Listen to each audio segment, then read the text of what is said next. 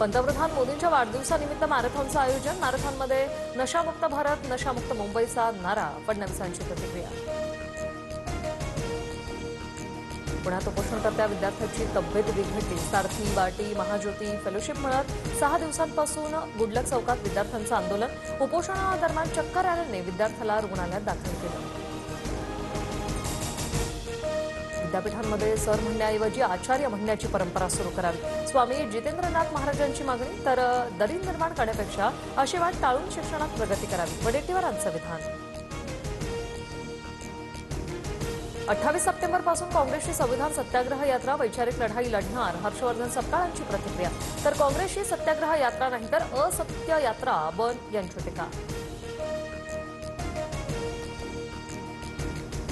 जपानमधील Osaka world business expo 2025 मध्ये महाराष्ट्राचा डंका. वर्ल्ड एक्स्पोमध्ये पहिल्यांदाच 15 दिवसांसाठी महाराष्ट्राच्या उद्योग क्षेत्रांचं प्रदर्शन. उदय सामंतांच्या हस्ते इंडिया महाराष्ट्र पॅव्हिलियनचं उद्घाटन.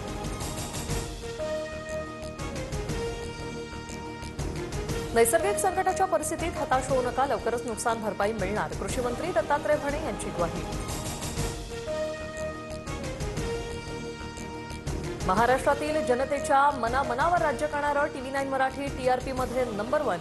जनतेच्या विश्वासावर TV9 मराठीची अव्वल स्थानीची.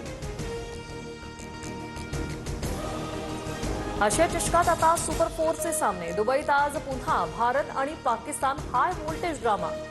पाकच्या संघासाठी मोटिवेशनल स्पीकरसह मानसशास्त्रज्ञांचं पाचारण.